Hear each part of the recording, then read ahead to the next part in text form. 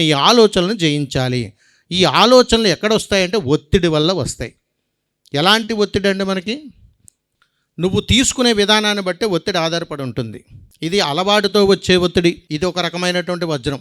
ఎందుకంటే వాళ్ళకి ఒత్తిడి లేకపోతే బ్రతకలేరు. అనుక్షణం ఏదో ఒక విధానాన్ని తరచుగా ఒత్తిడిగా భావిస్తూనే ఉంటారు. ఇంకొకటి అనారోగ్యపు ఒత్తిడి. ప్రతి సమస్యలోనూ అనారోగ్యాన్నే వెతుక్కుంటారు. అయ్యో కూర్చుంటే నొప్పులు వస్తాయి, నడిస్తే నొప్పులు వస్తాయి, అటు పరిగెడితే ఇది, ఇటు పరిగెడితే అంత దూరమా, మళ్ళీ వెనక అనారోగ్యాన్ని కొనితే ఏమి ఉండదు, కానీ వాళ్ళ భావాలు అలా మారిపోతూ ఉంటాయి.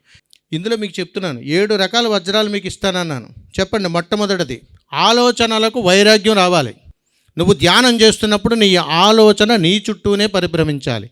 అందుకని పత్రిజీ గారు ఎప్పుడు చెప్తుంటారు, నిశ్శబ్దం. పిరమిడ్ ఉందని అంటేనే నిశ్శబ్దం. ఆ నిశ్శబ్దం ఉన్నప్పుడు శూన్య శక్తిని నీ ఆధీనంలో తెచ్చుకునేటువంటి ఒక అద్భుతమైనటువంటి ప్రక్రియ కుండలీ శక్తిని బట్టి జరుగుతుంది. మూలాధార చక్రం నుంచి ఆజ్ఞా చక్రం వరకు కూడా మధ్యలో జరిగేటువంటి ఒక అద్భుతమైనటువంటి ప్రయాణంలో, శూన్యశక్తి ప్రయాణంలోకి మనం చేరుకోగలగాలి అని అంటే మన ఆసనం బాగుండాలి, ఆలోచన బాగుండాలి. ఇలా కూర్చుంటాం, వస్తుందా? నిటారుగా కూర్చోండి. 10 నిమిషాలు కూర్చోండి చాలు, 5 నిమిషాలు కూర్చోండి చాలు, 3 నిమిషాలు కూర్చోండి చాలు. నిన్ను నువ్వు జయించగలిగేటువంటి ఆలోచనలు రానంత వరకు కూర్చోవాలి. కానీ మనం ఎక్కడే కూర్చుంటాం, ఎక్కడెక్కడో ఆలోచన చేస్తుంటాం. Yes or no?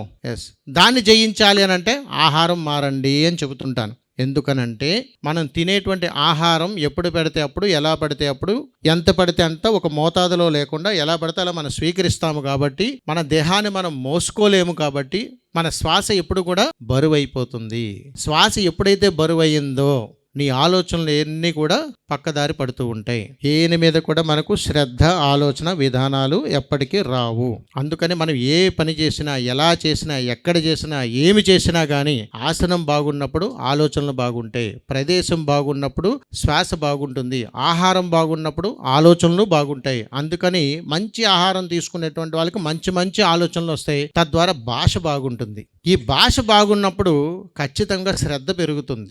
శ్రద్ధ ఉన్నటువంటి వాళ్ళకి క్రమశిక్షణ ఖచ్చితంగా ఉంటుంది.